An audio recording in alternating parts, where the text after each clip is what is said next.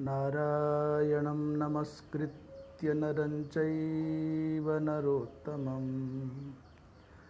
देवीं सरस्वतीं व्यासं ततो जयमुदीरयेत्। कृष्णाय वासुदेवाय हरये परमात्मने प्रणतः क्लेशनाशाय गोविन्दाय नमो नमः। शङ्करं शङ्कराचार्यं केशवं वादरायणं सूत्रभाष्यकृतौ वन्दे भगवन्तौ पुनः पुनः। ईश्वरो गुरुरात्मेति मूर्तिभेदविभागिने व्योमवद्व्याप्तदेहाय दक्षिणामूर्तये नमः। वागीशाद्याः सुमनसः सर्वार्थानामुपक्रमे यन्नत्वा कृतकृत्याः स्युस्तन्नमामि गजाननम्। वागीशायस्य वदने लक्ष्मीर्यस्य च वक्षसि यस्यास्ते हृदये संवित् तं नृसिंहमहं भजे। आज भगवद गीता के 11वें दिन समुपस्थित सभी सुभद्र जनों का, विद्वज्जनों का, संत महानुभावों का भाव भरा अभिनंदन है और अपनी इस भगवद गीता विचार यात्रा पर आगे बढ़ते हुए हम विगत दिवस के प्रसंग से नाता जोड़ें। भगवान कृष्ण ने भावुकता में डूबे हुए पंडितों के जैसी बात करने वाले भक्त प्रवर अर्जुन को कहा, अरे अरजते रजत बुद्धिवत अशोच्येषु शोच्य बुद्धिया भ्रांतोसी। तुम अर्जुन स्वयं को मानते तो हो पंडित, बातें तो विद्वानों के जैसी, पंडितों के जैसी करते हो, पर कार्य तुम्हारे ऐसे हैं, व्यवहार में तुम ऐसा लगते हो जैसे अत्यंत नासमझ हो। जैसे किसी व्यक्ति को अरजत में रजत की बुद्धि हो जाए, वो कैसे होगी। बड़ा प्रसिद्ध उदाहरण है। अद्वैत वेदांत के सिद्धांत को समझने और समझाने के लिए बहुत प्रसिद्ध, बहुत व्यावहारिक और प्रायः अधिकांशतया सर्वजनक ग्राह्य है। माने साधारण से साधारण समझ का व्यक्ति भी इस उदाहरण को, दृष्टांत को समझ लेगा, क्योंकि कभी ना कभी उसके जीवन में घटना घटती है। एक ही प्रकार के 3 उदाहरण हैं। सुक्ति में, सीपी में रजत का भ्रम होना, चांदी का भ्रम होना। वो सुक्ति जो उल्टी पड़ी रहती है, उसके अंदर श्वेत वर्ण का एक आवरण होता है, एक परत होती है सफ़ेद रंग की। वो यदि धूप में पड़ी हो तो चांदी की तरह से तीव्र चमक के साथ में देखने वाले को सहसा भ्रम में डाल देती है कि लगता है सीपी नहीं, चांदी है। यद्यपि वहाँ चांदी दूर दूर तक नहीं है, अधिष्ठान भूत सीपी में हमको रजत की भ्रांति हो गई। तो जैसे कोई सीपी को, सुक्ति को रजत माने चांदी मान बैठे। दूसरा उदाहरण, मरुमरीचिका में, मरुस्थल की मरीचिका में उस चमकती हुई रजत सदृश बालू कणों में कोई जल की भ्रांति कर बैठे, पानी मान ले।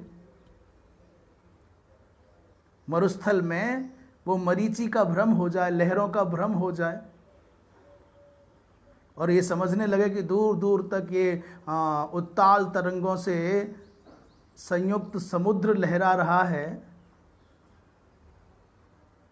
ये भी उदाहरण बड़ा सहज है, लोगों की समझ में आता है, भ्रम हो ही जाता है। और तीसरा उदाहरण है रस्सी में सर्प का भ्रम। रस्सी पड़ी हो, वो सर्पाकार में कोई वस्त्र का खंड, चैल खंड पड़ा हो, अथवा कोई पाइप पड़ा हो, अथवा कोई टायर आदि का कटा हुआ भाग हो, रबर पड़ा हो। इसके लिए आवश्यकता है कि ना तो उजाला हो ना अंधेरा हो, उसे झुरमुटा कहते हैं। परिपूर्ण प्रकाश में भी रज्जु में सर्प का भ्रम नहीं होगा,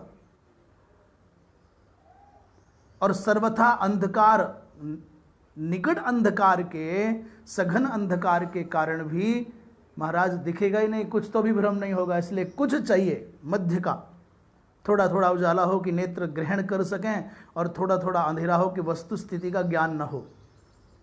तो जैसे असर्पभूत रज्जु में हमको सर्प की भ्रांति हो जाए, ऐसे अरजत भूत सीपी में रजत का भ्रम हो जाए। जैसे अबारी भूत मरीचि में, मरुमरीचि में बारी का भ्रम हो जाए, ठीक वैसे ही तुम्हारी भी दशा है कि जो शोक के योग्य नहीं हैं, जो चिंता का विषय नहीं होने चाहिए, उन अचिंत्य, उन शोक रहित इन महापुरुषों में तुम उनके विषय में शोकाविष्ट हो गए हो। ये प्रसंग कल चल रहा था। तो प्रश्न इसके आगे बढ़ा, गतासून अगतासूंश्च नानुशोचन्ति पंडिताः। जो पंडित जन हैं वो गतासून अर्थात गत प्राणान, असु शब्द का अर्थ है, कहीं कहीं असु शब्द का अर्थ है इंद्रियां, और असु शब्द का अर्थ प्राण भी है। इसलिए कहीं जहां इंद्रियां अर्थ है वहां भी संगत बनता है, वहां भी चलेगा। पर यहाँ जो असु शब्द का अर्थ है असबब प्राणाः, यहाँ असु शब्द प्राणों के अर्थ में, जैसे असुर शब्द है तो असुसु इंद्रियार्थेषु इंद्रियेषु एव रमन्तेति असुराः। वो रमण अर्थ में जो इंद्रियों के पोषण में लगे हैं, जो इंद्रियों के विषयों के द्वारा इंद्रियों के तर्पण में लगे हैं, वो असुर है। तो असु शब्द का अर्थ वहाँ इंद्रिया लिया। अथवा ये कहो कि सब प्राण पोषण में ही लगे हैं, वहाँ प्राण अर्थ भी कर सकते हैं। पर प्राणी ही दूसरों के जीवन से, दूसरों के प्राणों से, दूसरे की जीविका से जो सब प्राणों का पोषण करने में लगे हैं, वहाँ ये भी अर्थ प्राण अर्थ भी हो सकता है। पर प्रायः प्राण और इंद्रियां दोनों असु शब्द के द्वारा बोध्य हैं। तो गतासून माने गत प्राणान, जो संसार से चले गए, और जो वर्तमान में अगतासून जो जीवित हैं, इन दोनों के लिए शोक करने की आवश्यकता नहीं है। प्रश्न कर रहे हैं कि एक बात बताओ अर्जुन, शोकः किन निमित्तम अस्ति, तुम्हारे शोक का कारण क्या है? ये जीव निमित्तक है कि देह निमित्तक है? तुम जीव के लिए चिंता कर रहे हो कि देह के लिए चिंता कर रहे हो? तुम जो इन सबको लेकर ध्यान में रख कर के चिंता कर रहे हो, शोक कर रहे हो, तो क्यों? शरीर को ध्यान में रख कर के चिंता है कि आत्मा को ध्यान में रख कर के, जीव को ध्यान में रख कर के चिंता है? और स्वयं भगवान कृष्ण उत्तर दे रहे हैं, देखो सुनो, यदि तेषाम जीवानाम नित्यत्वात् नाद्यः, यदि तुम सोच रहे हो कि जीव निमित्तक शोक है, तब तो ये पहला पक्ष ठीक नहीं है। नाद्यः, आद्य न। क्यों? बोले तेषाम जीवानाम नित्यत्वात्, शरीर आता जाता रहेगा, परंतु इस शरीर का आश्रय लेने वाला जो जीव है, जो चेतन है, वो तो नित्य है, वो तो आता जाता नहीं है, वो तो मरता जीता नहीं है। देह आएगा और जाएगा, युवा वृद्ध होगा, परंतु जीव तो न जवान होता है न बूढ़ा होता है। इसलिए जीवस्य नित्यत्वात्, जीव के नित्य होने के कारण जीव निमित्तक शोक की कोई आवश्यकता नहीं है। कह रहे हैं न द्वितीय, दूसरा भी कारण तुम्हारे शोक का उचित नहीं बन रहा है। देहस्य विनाशित्वात्, क्योंकि शरीर तो विनाशी ही है। हम संसार के लोग कितना भी प्रयत्न कर लें, कितने भी उद्योग कर लें, और संभवतः जब से सृष्टि प्रारंभ हुई तब से लेकर आज तक, और जब तक ये सृष्टि रहेगी तब तक संसार के लोगों ने बड़े उद्योग किए हैं कि देह मिटे ना, देह बूढ़ा ना हो, हमारा शरीर असुंदर न दिखे, हमारा शरीर जीर्ण माने बूढ़ा ना दिखे, हमारा शरीर ये नष्ट ना हो, ये बना रहे। जितना प्रेम मनुष्य को अपने घर से है, अपने वाहन से है, अपने स्वजन संबंधियों से है, उससे कई हजार गुना अधिक प्रेम प्रत्येक प्राणी को अपने शरीर से है। इसलिए हिंदी भाषा के माध्यम से प्रायः लोग ग्रामीण अंचलों में कहते हैं काया राखे धर्म है, पहले शरीर रहे। उसी को प्रौढ़ लोगों ने कहा शरीर माध्यम खलु धर्म साधनम, समग्र धर्मों का साधनभूत कौन? बोले शरीर। पहला सुख निरोगी काया, शरीर का स्वस्थ होना, शरीर का सुंदर होना और शरीर का सशक्त होना, शरीर का अजीर्ण होना, ये सारा संसार चाहता है। और इसकी व्यवस्था के लिए, इसकी स्थिरता के लिए संसार ने बड़े बड़े आविष्कार किए हैं। विभिन्न प्रकार के उबटन बनाए, विभिन्न प्रकार के पेय पदार्थ बनाए, विभिन्न प्रकार के वो द्रव्य बनाए जिससे लगाने से हम स्वस्थ बने रहेंगे, खाने से स्वस्थ बने रहेंगे, पीने से स्वस्थ बने रहेंगे। और इसका पहला प्रमाण है बोले च्यवनप्राश। आप बूढ़े नहीं होंगे, आपके चेहरे पर झुर्रियाँ नहीं आएंगी, ये बात आपके मन में बिठाने के लिए विज्ञापन के द्वारा महर्षि च्यवन का नाम लेकर के इन आयुर्वेद के माध्यम से औषधि बनाने वाली कंपनियों ने खूब पैसा कमाया। पर ऐसा भी हुआ कि कोई बूढ़ा ना हुआ। ये फेयर एंड लवली बनाने वालों ने बहकाया लोगों को, जितने काले थे, जितने कुरूप थे, और ऐसा मंत्र के समान ये भाव आपके सबके मन में बिठा दिया कि फेयर एंड लवली से क्या होगा? फेयर एंड लवली से क्या होता है? वो गोरे हो जाते हैं, फेयर भी हो जाएंगे, लवली भी हो जाएंगे। और भी एक कदम आगे बढ़ा करके लाइफ बॉय वाले ने तो ये तक घोषणा कर दी, बोले लाइफ बॉय है जहां तंदुरुस्ती है वहां। जितने पतले और कमज़ोर लोग थे पूरे भारत में, पूरी दुनिया में, सारे लोगों ने लाइफ बॉय खरीद लिया कि हम तंदुरुस्त हो जाएंगे, तगड़े हुआ आज तक कोई न लाइफ बॉय लगाने से कोई तंदुरुस्त और तगड़ा हुआ, न फेयर एंड लवली लगाने से दुनिया की कुरूपता और कालिमा गई, और ना ही च्यवनप्राश खाने से कोई अमर हुआ, कोई बूढ़ा जवान हुआ, ऐसा नहीं हुआ। बड़े उद्योग किए हैं हमारी और आपकी भावुकता को भुनाने के लिए, धन कमाने के लिए। पर भाई ऐसा भी होगा कि कोई बूढ़ा ना हो, जीर्ण ना हो, जरा ना आवे, ये तो ऐसा हो नहीं। इसलिए भगवान कहते हैं कि न द्वितीय देहस्य विनाशित्वात्, देह तो विनाशी है, और हमारे और आपकी आंखों के सामने साफ साफ प्रयत्न करने के बाद भी, रोके रखने के बाद भी, ये शरीर बचपन की सुकुमारता को छोड़ करके, कोमलता और निर्दोषता को छोड़ करके महाराज युवावस्था में प्रवेश कर जाता है। हम रोके रखना चाहते हैं कि जवान बने रहें, घी पीते हैं, दंड बैठक लगाते हैं, व्यायाम करते हैं, जिम जाते हैं, फिर भी बूढ़ा हो लेता है। न जाने क्यों हमारे बिना चाहे बाल सफ़ेद होने लगते हैं, चेहरे पर झुर्रियाँ। तो भाई दोनों कारणों से आपका शोक करना उचित नहीं है। अब आगे चलते हैं भगवद गीता के इस पावन शब्द प्रवाह में। भगवान के वचनामृत रूपी इस आनंद सिंधु में गोता लगाएं। न त्वेवाहं जातु नासं न त्वं नेमे जनाधिपाः न चैव न भविष्यामः सर्वे वयमतः परम। भगवान कृष्ण कहते हैं, इस श्लोक का अर्थ थोड़ी सावधानी से लगाना पड़ेगा। जातु शब्द का अर्थ है कदाचित, माने कभी भी। ये जो चित शब्द होता है, कम चित, किंचित, कदाचित, कश्चित, काचित, तो ये सब शब्दों से चित लग जाता है।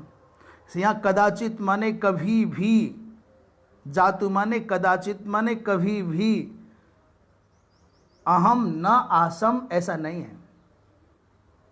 क्यों चक्कर में पड़े हो अर्जुन? ऐसा कभी नहीं हुआ कि मैं पहले नहीं था। भगवान स्वयं से प्रारंभ कर रहे हैं अपनी बात। न तो एव ऐसा ही है कि जातु माने कभी भी, अहम न आसम अपितु आसम एव। भूतकाल की बात बता रहे हैं, ऐसा कभी नहीं हुआ कि मेरी सत्ता नहीं थी, मैं नहीं था, अपितु था ही। दूसरी बात कह रहे हैं, न त्वम, ऐसा भी नहीं है कि तुम भी नहीं थे। न त्वम आसी ही, ये भी नहीं कह सकता कोई दुनिया में कि तुम नहीं थे, अपितु आसी ही एव, तुम थे ही। और तुमको चिंता हो रही है राजा, जितने राजा युद्ध के मैदान में खड़े हैं, बोले नेमे जनाधिपा न इमे जनाधिपा आसन अपितु आसन एव। ये राजा लोग भी नहीं थे, ये बात भी ठीक नहीं, अपितु थे ही। मैं भी था, तुम भी थे, ये राजा भी थे। तो ये बात क्यों कही है कि मैं, तुम और ये पूर्व वर्तमान है। अर्थात मैं कह करके उत्तम पुरुष का प्रतिनिधित्व भगवान कर रहे हैं, और त्वम कह करके अर्जुन को लक्षित करके मध्यम पुरुष का प्रतिनिधित्व अर्जुन के द्वारा करा रहे हैं, और इमे जनाधिपा कह करके प्रथम पुरुष का प्रतिनिधित्व करा रहे हैं। ये तीनों अर्थात संसार में जनाधिप के माध्यम से जितने भी संसार में हैं वो सब पहले थे। ऐसा हो नहीं सकता कि ये ना हो, जो नहीं है, जो नहीं था वो हो कैसे सकता है? अभूतपूर्व यहां कुछ भी नहीं है।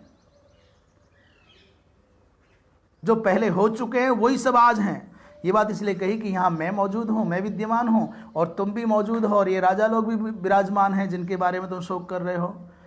तो अर्जुन, ये जितने भी लोग तुमको दिख रहे हैं जिनके कारण तुम चिंता में डूबे हो, मैं उपदेष्टा बना हूं, तुम उपदेश स्वीकार करने वाले बने हो, और ये सब इनके बारे में तुमको शक हो रहा है, चिंता हो रही है, शोक हो रहा है। तो कह रहे हैं कि ये सब थे ही और आज हैं। और ये भी याद रखना, न चैव न भविष्यामः सर्वे वयमतः परम। ये भी याद रख लेना अर्जुन, ये सब के सब, हम सब के सब, अपि भविष्यामः एव, आज जब ये संसार में हम मौजूद हैं, तो ये मत सोचना कि आज वर्तमान काल में, भविष्य में नहीं होंगे। इन शरीरादिकों के जाने के बाद भी हमारी सबकी सत्ता रहेगी, विराजमान रहेगी। इसी बात को भगवान भाष्यकार स्पष्ट करते हुए कह रहे हैं, न तो एव जातु कदाचित अहम न आसम किंतु आसम एव। ऐसा तू मत सोच कि कदाचित मैं नहीं था, किंतु आसम एव में था ही। दूसरा, उसको स्पष्ट कर रहे कैसे थे, मैंने शंका कर ली। मानो ये मानिए कि अर्जुन ने कहा हो, महाराज आपकी और अवस्था मेरी एक जैसी है, समान ही है, और समान है दोनों की अवस्था। तो आप जन्म से पहले माता देवकी के गर्भ में आने के पहले कहाँ थे? कह रहे हैं अतीतेषु देहोत्पत्ति विनाशेषु नित्यम एव अहम आसम इति अभिप्रायः। अतीत माने जो बीत गए हैं, देहोत्पत्ति विनाश, शरीरों का उत्पन्न होना और विनष्ट होना, इन शरीरों के जन्मने और मरने के बीच में, उत्पत्ति और विनाश के बीच में बारंबार शरीर प्रकट हुआ, नष्ट हुआ। नित्यम एव अहम आसम, जीवात्मा रूप से, जीव रूप से, चेतना रूप से, चैतन्य रूप से मैं था ही, ये अभिप्राय भगवान का है। यहाँ जो भगवान त्रैकालिक सत्ता का वर्णन स्वयं का और अर्जुन को निमित्त बना करके अर्जुन का और जनाधिपों को निमित्त बना करके समग्र समष्टि का जो नित्यत्व बता रहे हैं, वो देह दृष्टि से नहीं, वो देही दृष्टि से बता रहे हैं। वो शरीर दृष्टि से नहीं, वो शरीरी दृष्टि से बता रहे हैं। तथा न त्वम न आशी किंतु आसी एव, और ऐसा भी नहीं है कि तुम नहीं थे, तुम थे ही। और तथा न इमे जनाधिपाः न आसन किंतु आसन एव थे ही। तथा न च एव न भविष्यामः किंतु भविष्यामः एव, ऐसा भी शंका मत करो कि नहीं होंगे, अभी तो होंगे ही। सर्वे वयम अतः अस्मात् देह विनाशात् परम, अतः शब्द का अर्थ किया है भाष्यकार भगवान ने, अतः माने इसके बाद, अस्मात् कस्मात् बोले देह विनाशात् परम, इन शरीरों के मिट जाने के बाद भी हम सब रहेंगे ही। उत्तर काले अपि त्रिषु अपि कालेषु नित्या आत्मस्वरूपेण इति अर्थः, अर्थात हम तीनों कालों में आत्मस्वरूप से नित्य हैं। देह भेदानुवृत्त्या बहुवचनम न आत्मभेदाभिप्रायेण। किसी ने प्रश्न किया कि आप यहाँ बहुवचन का प्रयोग क्यों कर रहे हो, नेमे जनाधिपाः अथवा न भविष्यामः वयम, ऐसा क्यों कर रहे हो? आत्मदृष्टि की बात कर रहे हो तो फिर एक वचन की बात करो ना, फिर बहुवचन का प्रयोग है। तो उत्तर दे रहे हैं, बोले देह भेदात, शरीरों के भेद के कारण बहुवचन के कारण यहाँ बहुवचन का प्रयोग हुआ है। आत्मभेदादि भी, आत्मभेद की दृष्टि से नहीं, क्योंकि आत्मा तो भिन्न है ही नहीं। अब प्रश्न कर रहे हैं, पूर्व पक्ष रख रहे हैं अथवा उत्थापिका रख रहे हैं अग्रिम प्रकरण के लिए। तत्र कथम इव नित्य आत्मा इति दृष्टांतम आहह, आत्मा कैसे नित्य है, कोई उदाहरण है क्या? तत्र कथम इव माने किसकी तरह से ये आत्मा नित्य है, इसमें कोई दृष्टांत है क्या, कोई उदाहरण है क्या? बोले हाँ, इस पर दृष्टांत दे रहे हैं आत्मा कैसे नित्य है। देहिनोऽस्मिन् यथा देहे कौमारं यौवनं जरा तथा देहांतर प्राप्तिर्धीरस्तत्र न मुह्यति। देहिनोऽस्मिन् यथा देहे कौमारं यौवनं जरा तथा देहांतर प्राप्तिर्धीरस्तत्र न मुह्यति। कहते हैं अस्मिन देहे यथा अस्मिन देहे, जैसे इस शरीर में देहिनः माने आत्मा का ये आत्मा की सत्ता इस शरीर में है। तो इस देह में क्या देखने में आता है? बोले कभी कौमार अवस्था आती है, फिर यौवन आता है, फिर जरा आता है, बुढ़ापा आता है। जैसे इस शरीर में देही के रहने पर, आत्मा के रहने पर शरीर के कौमार, यौवन और जरा का दर्शन होता है, ठीक वैसे ही देहांतर प्राप्ति होने पर तत्र धीरः न मुह्यति। धीर माने जो धैर्यशाली है, जो तत्वज्ञ है, वो मोहित नहीं होता। संसार में अभी तक ऐसा देखने में नहीं आया कि किसी ने कहा हरे राम मेरा बचपन छिन गया, मेरी जवानी आ गई, अब मेरा कुछ नष्ट हो गया। ऐसा कौन बोलता है? देहिनोस्मिन् यथा देहे कौमारम यौवनम जरा।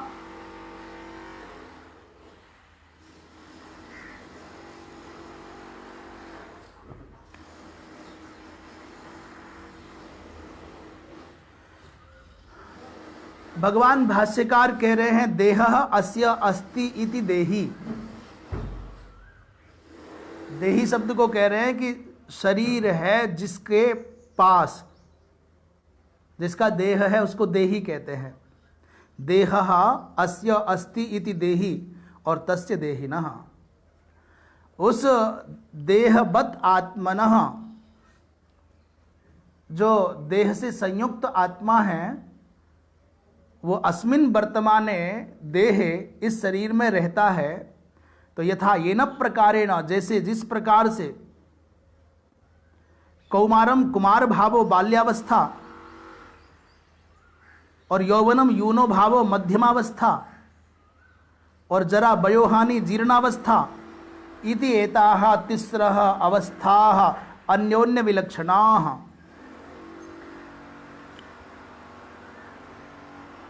इस शरीर में जीवात्मा रहे तब उस अवस्था में ये शरीर तीन रूप बदलता है, तीन रंग बदलता है। कुमार भाव को माने बाल्यावस्था को प्राप्त करता है, और अनंतरम यौवन माने मध्यमावस्था को, जवानी को प्राप्त करता है, और जरा वयोहानि जब अवस्था क्षीण होने लगती है, बुढ़ापा आने लगता है, तो जीर्णावस्था को प्राप्त होने लगता है। ये देखने में आता है।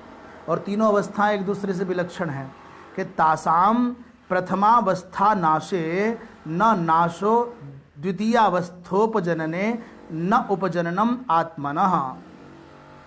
भगवान भाष्यकार कह रहे हैं कि आत्मा का प्रथम अवस्था के परिवर्तित होकर द्वितीय अवस्था में प्रवेश होने से ऐसा नहीं होता कि नाश हो गया हो आत्मा का, अथवा द्वितीय अवस्था की प्राप्ति में ऐसा भी नहीं होता कि आत्मा ने जन्म ले लिया हो नया। भाई बचपन गया तो ये नहीं कह सकते कि आत्मा मर गया, अथवा यौवनावस्था ने जन्म लिया है तो ये नहीं कह सकते कि आत्मा ने जन्म लिया है। किन तर्हि, बोले अविक्रियस्य एव द्वितीय तृतीय अवस्था प्राप्ति आत्मनो दृष्टा। आत्म अविक्रियस्य माने निर्विकार जो आत्मा है, ये निर्विकार आत्मा को दूसरी और तीसरी अवस्था प्राप्त होती जैसी दिखती है, वस्तुतः आत्मा में ये विकार नहीं है। आत्मा तो निर्विकार है, विकार तो देह में है, शरीर में। चूंकि आत्मा निर्विकार है, अविक्रिय है, इसलिए उसके अंदर ये कल्पना घटित नहीं हो सकती कि दूसरी तीसरी अवस्था आ रही है या जा रही है। नित्यत्वात्, आत्मा के नित्य होने से, आत्मा के अविकारी होने से, इसलिए बड़े बड़े जो क्रांतिकारी विचारक हुए हैं उन्होंने सत्ताओं का विरोध किया है, शासन केंद्रों का विरोध किया है, राजाओं का विरोध किया। सिद्धांत की दृष्टि से लोगों ने उनको कहा कि तुमको भय है, तुमको खतरा है, लोग मार सकते हैं। तो उन क्रांतिकारियों की भाषा क्या रही जानते हैं? बोले दुनिया के लोग मेरे शरीर को मार सकते हैं, मेरे विचार को नहीं मार सकते। इन दुनिया के तानाशाहों में ये सामर्थ्य तो हो सकती है कि शरीर को मार दें, पर मेरे विचारों को मार सकें इतना दम किसी में नहीं है। मेरे स्वयं की सत्ता को नष्ट कर सकें संभव नहीं है। और शरीर तो ऐसे ही मरना है, आना और जाना है, इसको मार देने भर से क्या होगा। इसलिए बाल्यावस्था आने पर या यौवनावस्था आने पर ऐसा नहीं कहा जा सकता कि आत्मा में विकार हो रहा है। तथा तद्वद एव देहात अन्यो देहांतरम तस्य प्राप्ति ही देहांतर प्राप्ति ही अविक्रियस्य एव आत्मना इत्यर्थः।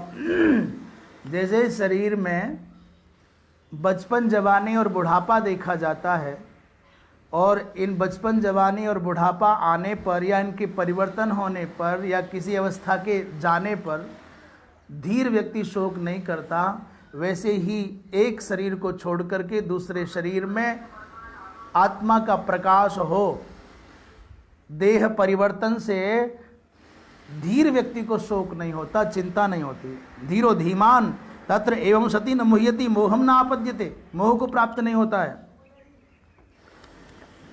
देहांतर प्राप्त, दूसरे शरीर की प्राप्ति में अप्रशिक्षितः अशिक्षितोपि बालः, जिसको प्रशिक्षण नहीं मिला है, जो पढ़ा लिखा नहीं है, शिक्षित नहीं है, ऐसा भी बालक आपने देखा ना, शरीर बदलता है,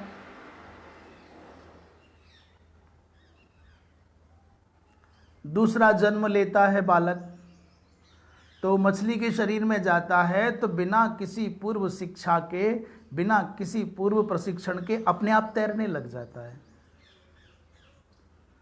पक्षी का बच्चा पैदा होता है और कोई उसको ट्रेनिंग नहीं दी जाती, कोई उसको प्रशिक्षण नहीं दिया जाता और वो अपने आप उड़ने लग जाता है।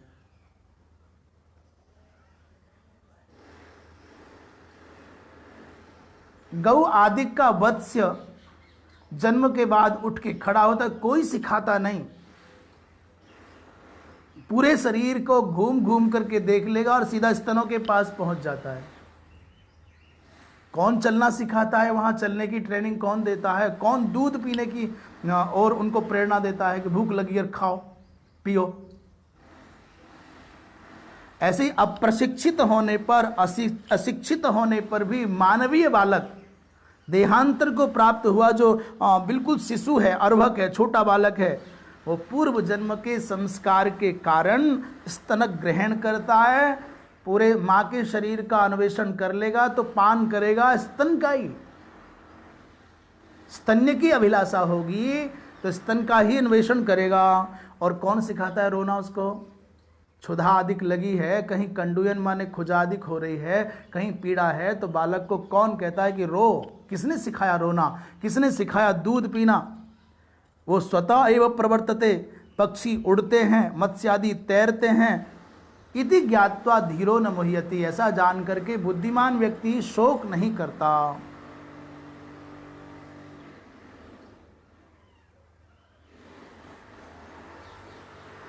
जैसे कौमार दशायाम नग्नो बालिशेषु क्रीडितवान, जब बालक रूप में होता है व्यक्ति, छोटा होता है, तो नंगा भी नाचता है, नंगा भी नहाता है, नंगा भी खेलता है।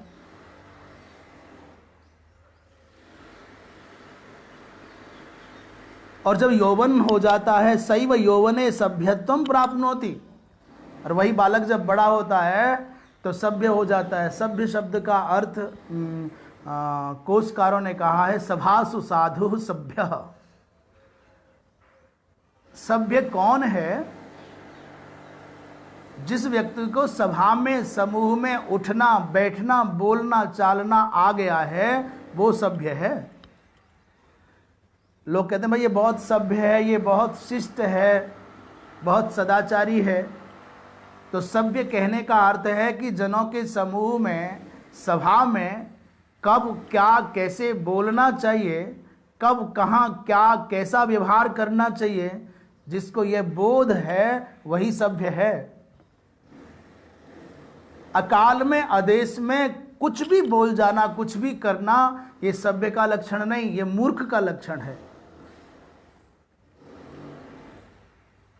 जिसको देश काल और परिस्थिति का बोध है और जो देश काल और परिस्थिति के अनुरूप ही आचरण व्यवहार करता है, वही सभ्य है। भगवान करे कि आज फिर भारतवर्ष में सभ्य जनों की मात्रा, सभ्य जनों की संख्या बढ़ जाए, क्योंकि आज सभ्य घट रहे हैं। कोई भी कभी भी किसी को भी कहीं भी कैसे भी कुछ भी बोल जा रहा है। कोई भी कभी भी कहीं भी कैसे भी और कहीं भी कुछ भी खा ले रहा है। जो मन में आ रहा है वो बोल रहे हैं, जो मन में आ रहा है वो खा रहे हैं, जो मन में आ रहा है वो कर रहे हैं। ये काम बाग, काम चार, काम भक्ष, ऐसे लोगों की भीड़ खड़ी हो गई है। ये समाज नहीं रह गया, समझ बन करके रह गया है। और समझ शब्द का प्रयोग जान करके किया है। जो लोग इसका अर्थ लगा सकते होंगे वो आनंदित हो जाएंगे।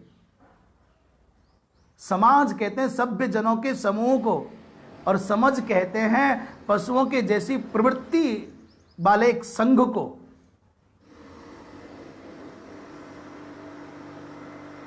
और वही सभ्यत्व को प्राप्त होने पर अनंतरम शैव स्थविरत्वम संप्राप्य, बुढ़ापे को प्राप्त करके, स्थविर माने बूढ़ा और स्थविरत्व माने वृद्धत्व, बुढ़ापा दंतादिहीन होने पर अक्षम प्रतीत होता है।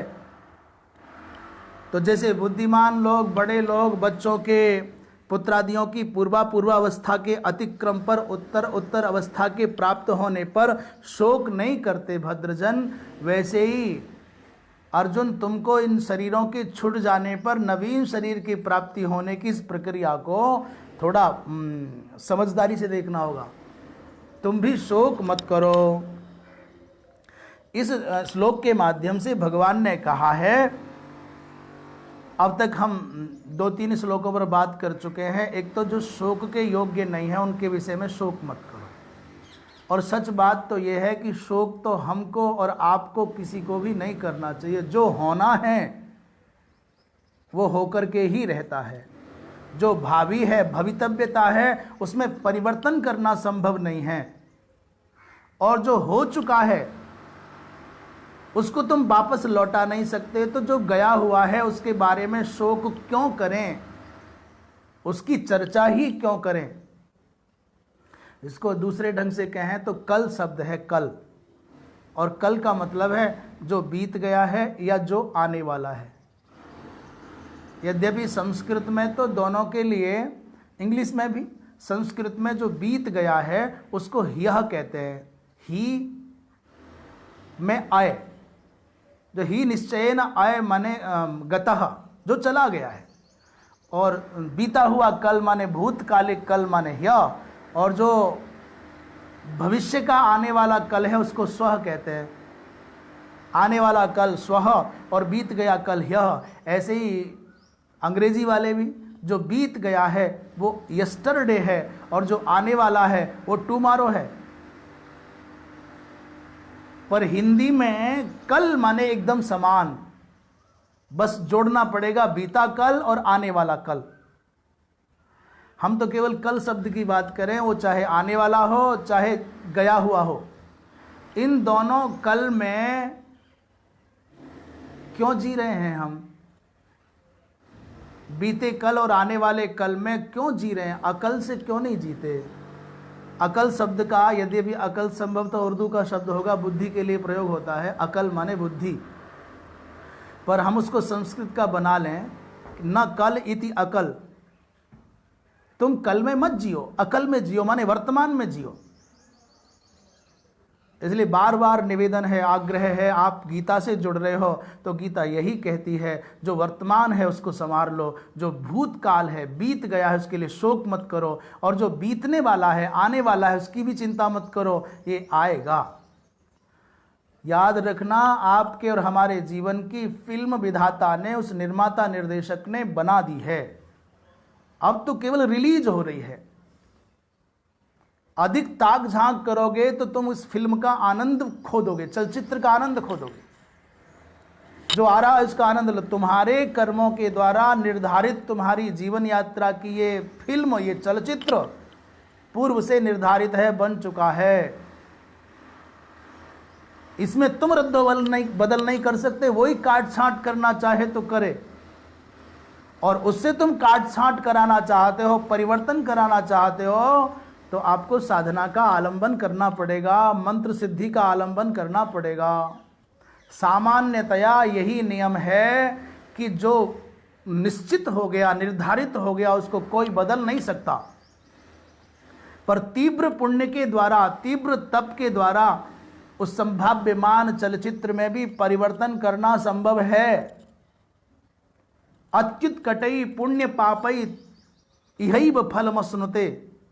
अत्यंत उत्कट पुण्य और अत्यंत उत्कट पाप का फल यही मिलता है, अभी मिलता है। सामान्य नियम है कि वो नहीं मिलेगा। जो निर्धारित हो गया भोगना पड़ेगा। जैसा बन गया उसको जैसे कि तैसे भोगते रहो। पर यदि आप परिवर्तन चाहते हो तो अत्यंत उत्कटता के साथ में पुण्यार्जन करना पड़ेगा, तीव्र तप करना पड़ेगा, और तब परिष्कार संभव है। उसी का अंग है कि आचार्य जी ने, पंडित जी ने, ज्योतिषी जी के पास आप गए और ज्योतिष विद्या के मर्मज्ञ हैं, वो कहें कि अमुक अमुक ग्रह की दशा आ रही है, ये आपके प्रतिकूल है, तो आप इस ग्रह का इतना मंत्र जपो, इस ग्रह के ये औषधियाँ इनका सेवन करो, इनका प्रयोग करो, और ये वस्तु हैं इनका दान करो। आप मंत्र जप से, आप औषधि प्रयोग से, और आप तत्त ग्रह के अनुरूप जो जो पदार्थ हैं उन वस्तुओं के दान करने से, आप गौ सेवा करने से, आप अपने जीवन में आने वाली जो आसन्न व्याधियां हैं, बाधाएं हैं, उनसे बच सकते हो। जो लोग ज्योतिष को मिथ्या बताते हैं, वो चाहे कोई कितना भी बड़ा योगी क्यों ना हो और कितना भी बड़ा व्यापारी क्यों ना हो, चाहे कोई कितना भी प्रसिद्ध क्यों ना हो गया हो, वो पाखंडी है स्वयं, वो मिथ्यावादी है स्वयं।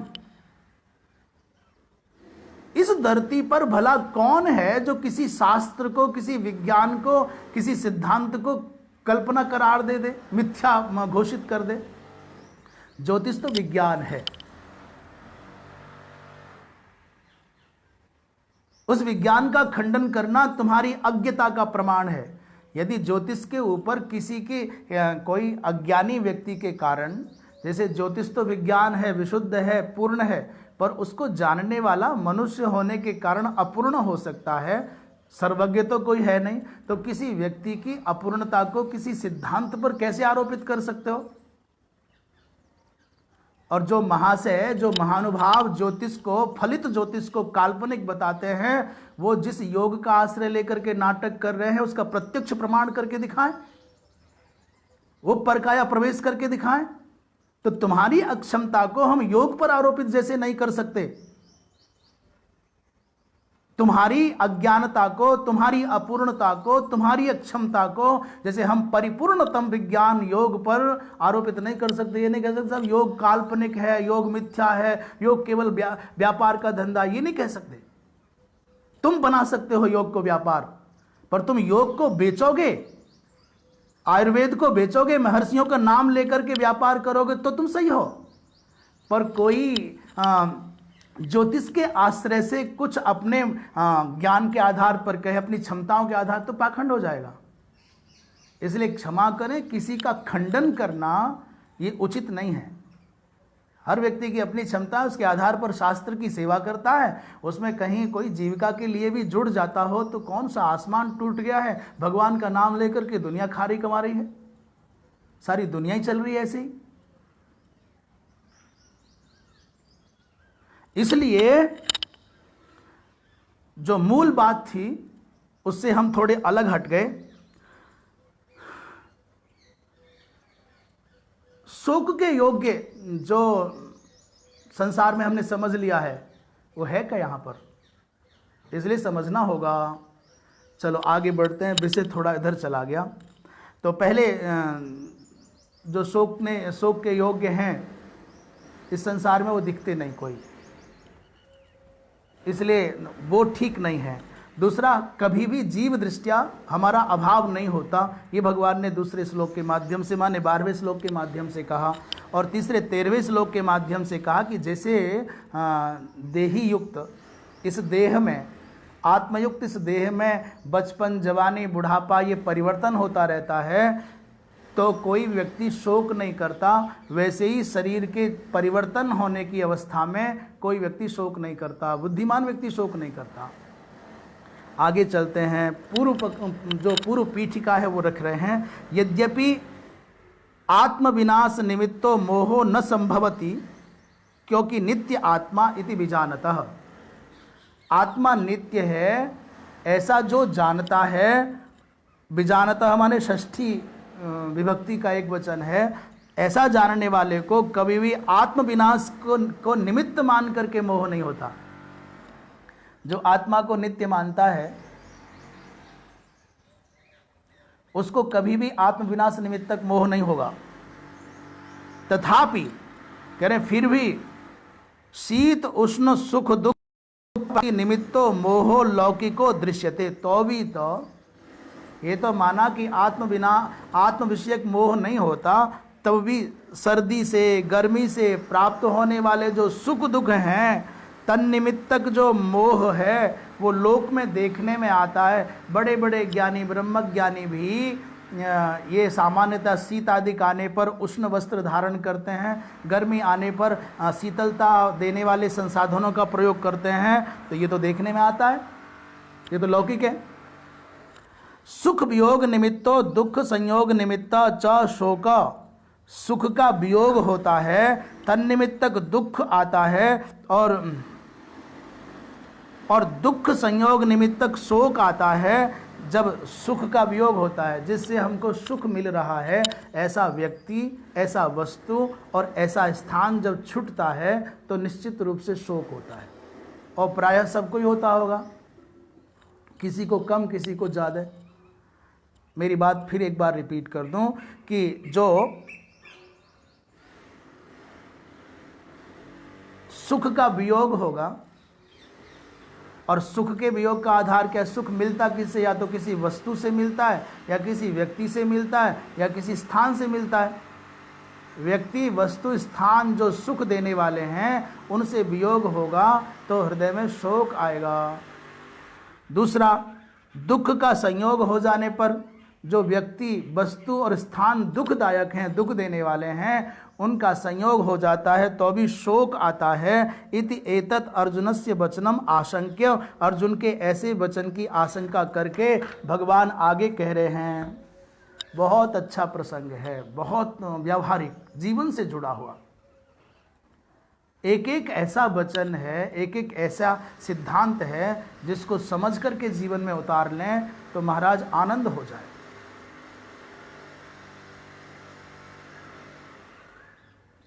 हम किसी के मरने पर बहुत आंसू गिराते हैं।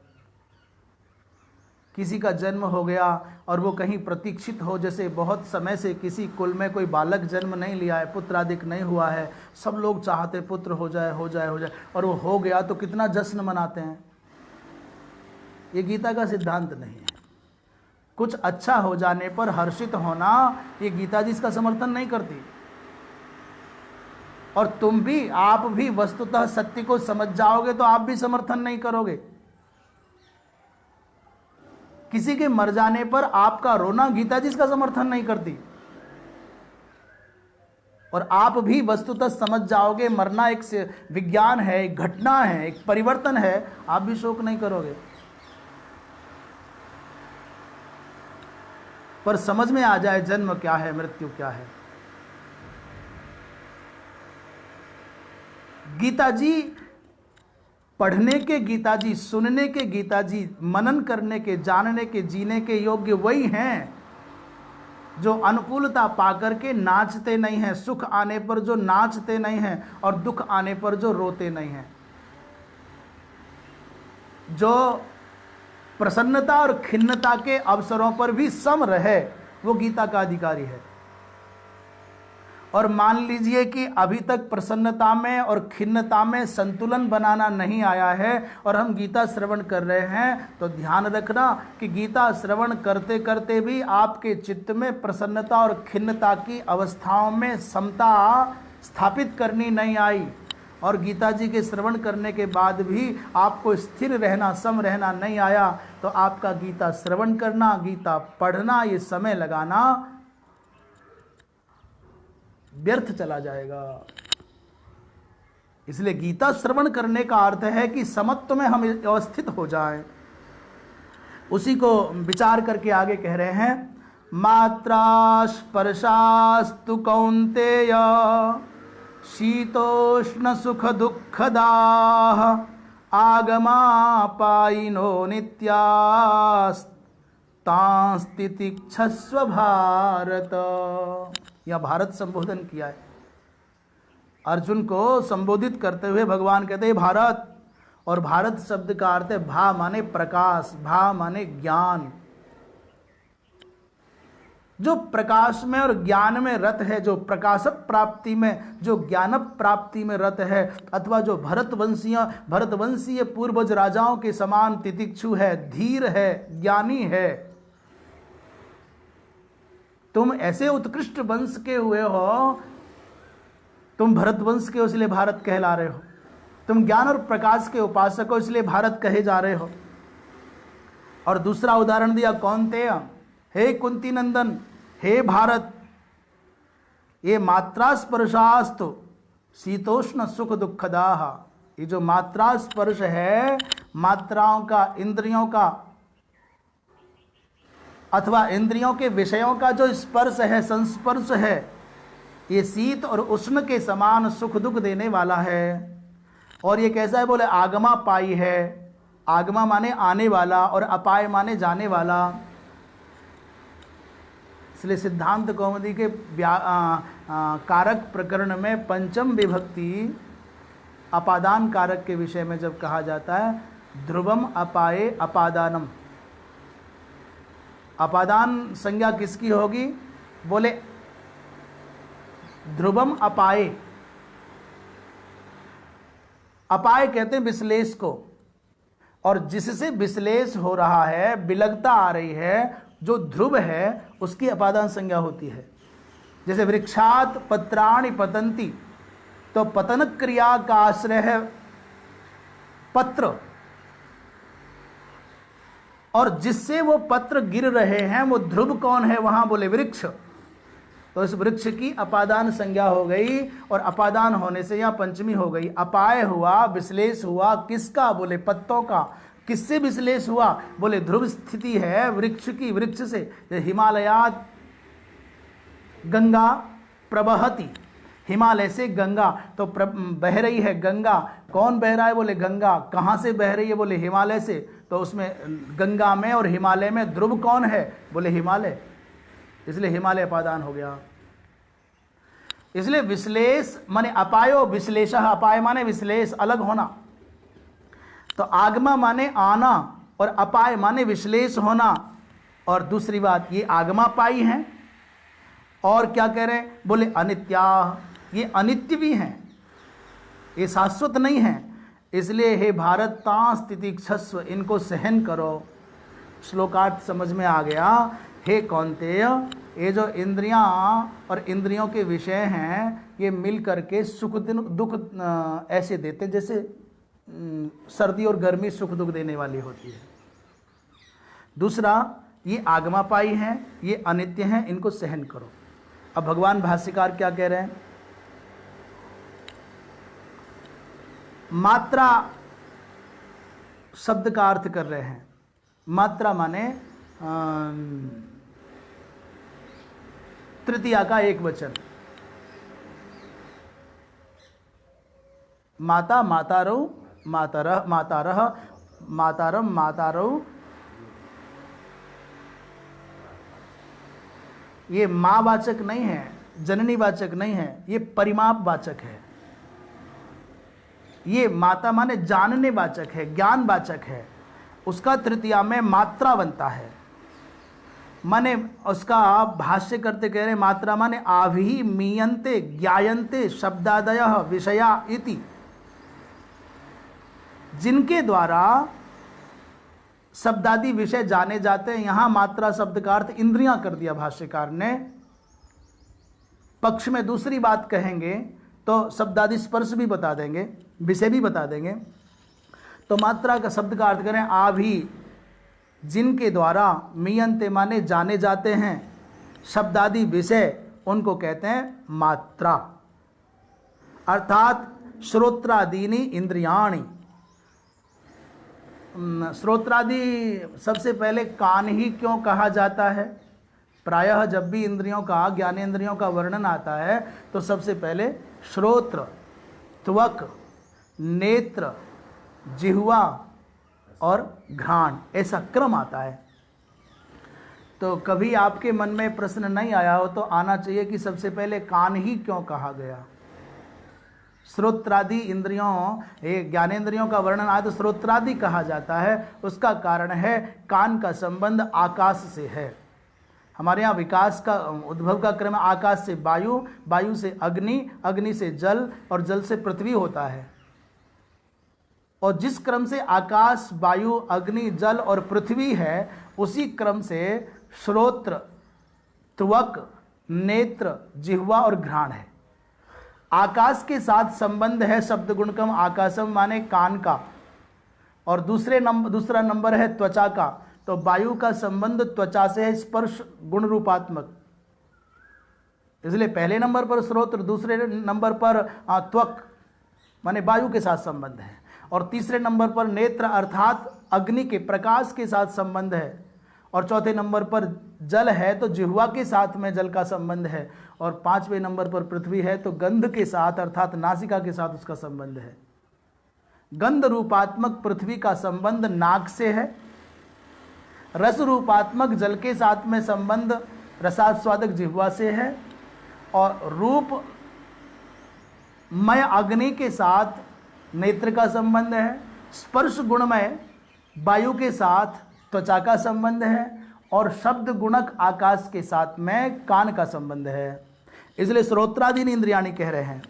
तो मात्रा माने आभि मीयन्ते ज्ञायन्ते शब्दादयो विषया इति श्रोत्रादीन इंद्रियाणि, अर्थात मात्रा शब्द का अर्थ हो गया इंद्रियां, और मात्राणाम स्पर्शाः शब्दादिभिः संयोगाः, मात्राणाम माने इंद्रियाणाम, इसलिए यहां भाष्यकार ने मात्रा शब्द का जो अर्थ लिया है वो इंद्रियां लिया है, और मात्राणाम माने इंद्रियाणाम स्पर्शाः, इंद्रियों का स्पर्श किससे होता है? बोले शब्दादि विषयों से संयोग होता है।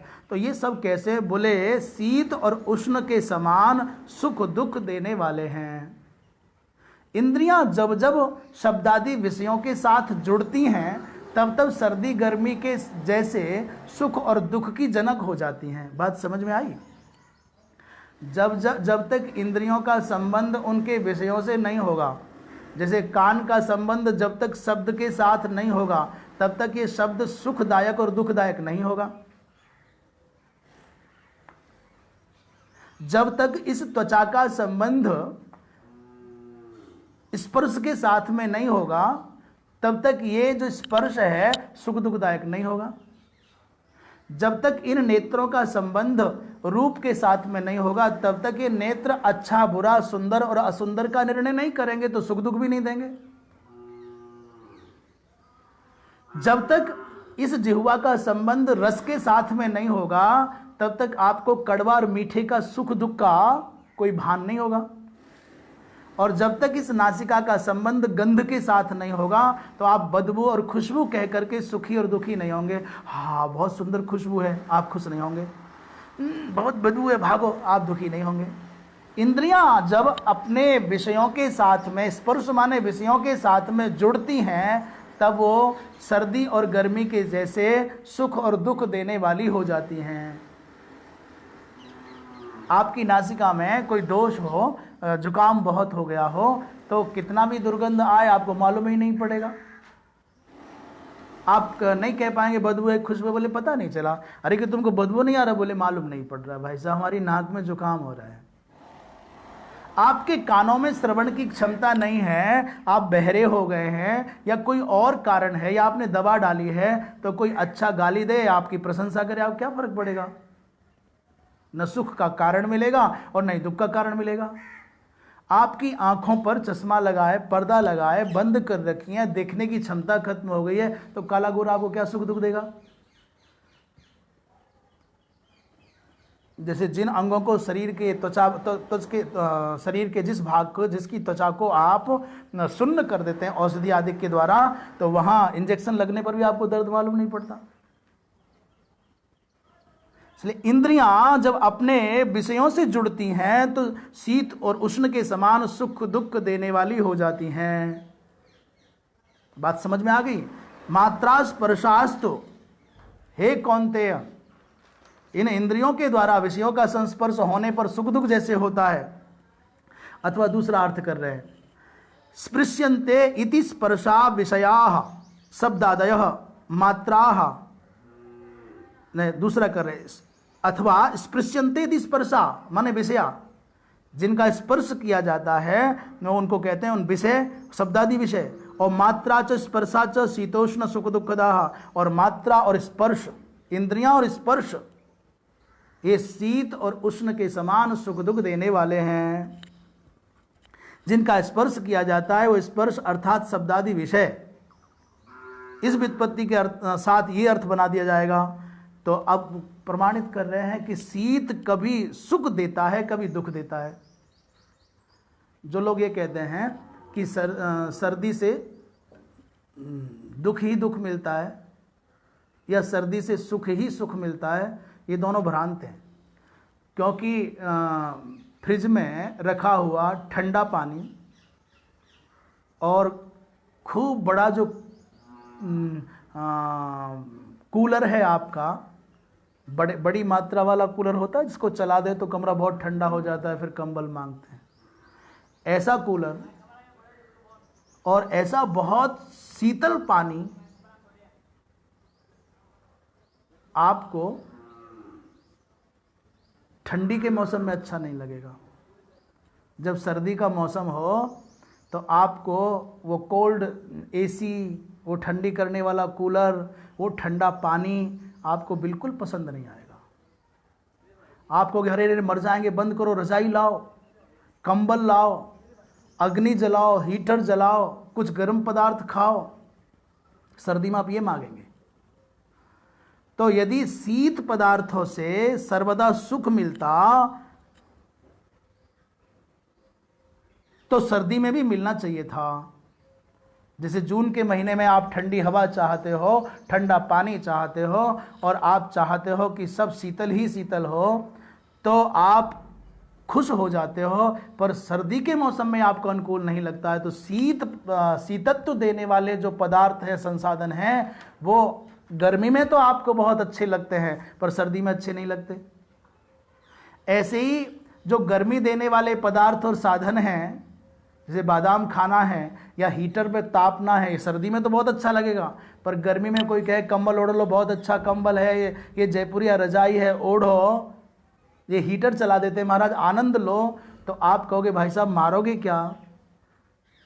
इन वस्तुओं में, इन संसाधनों में स्थायी सुख नहीं है, स्थायी दुख नहीं है। एक वस्तु कभी सुख देने वाली है और कभी दुख देने वाली है। तो शीतम कदाचित सुखम ददाति, कदाचित दुखम ददाति। ऐसे ही उष्णम अपि अनियत रूपम, कभी सुख देता है, कभी दुख देता है। सुख दुखे पुनः नियत रूपे यतो न व्यभिचरतः अतत्ताभ्याम पृथक शीतोष्णयो ग्रहणम। भैया सुख और दुख निश्चित ये साधन तो अलग हैं। इन साधनों में तो व्यभिचार देखा जाता है कि एक वस्तु कभी सुख दे रही है, कभी दुख दे रही है। भाई एक ही वस्तु काल के भेद से, स्थान के भेद से, व्यक्ति के भेद से युवा को कोई कामनी स्त्री सुख देगी पर अत्यंत जराजीर्ण वृद्ध को वो सुख नहीं। तो वस्तु के भेद से, व्यक्ति के भेद से, काल के भेद से एक ही वस्तु, एक ही व्यक्ति किसी को सुख दे सकता है और किसी को दुख दे सकता है। चंद्रमा सबके लिए आह्लादक है, सबको आनंद देता है, पर विरह की अग्नि में जलते हुए चित्त को वो चंद्रमा शीतलता नहीं दे पाता। एक ही वस्तु, एक ही व्यक्ति, एक ही परिस्थिति सबको सुख और दुख नहीं दे सकती। जिसका घर कच्ची मिट्टी का है, जिसके घर की छत अथवा जिसकी झोपड़ी पुरानी है, जिसमें से पानी निकलने का भय है, वर्षा उसको सुख नहीं देगी। राजमहल में जो सुखपूर्वक जी रहे हैं उनके लिए वर्षा आनंद देती होगी।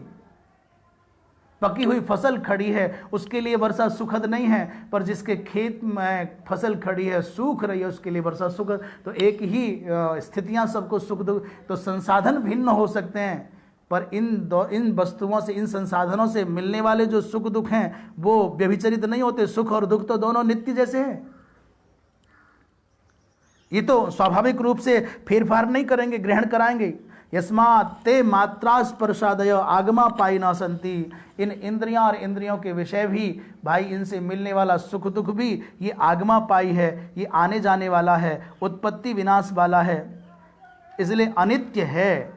और अनित्य है तो इन शीत और उष्णादिक के समान इन सुख दुखों को सहन करो। प्रसहस्व तेसु हर्षम और विषादम मां कारसी। हर्ष और विषाद मत करो।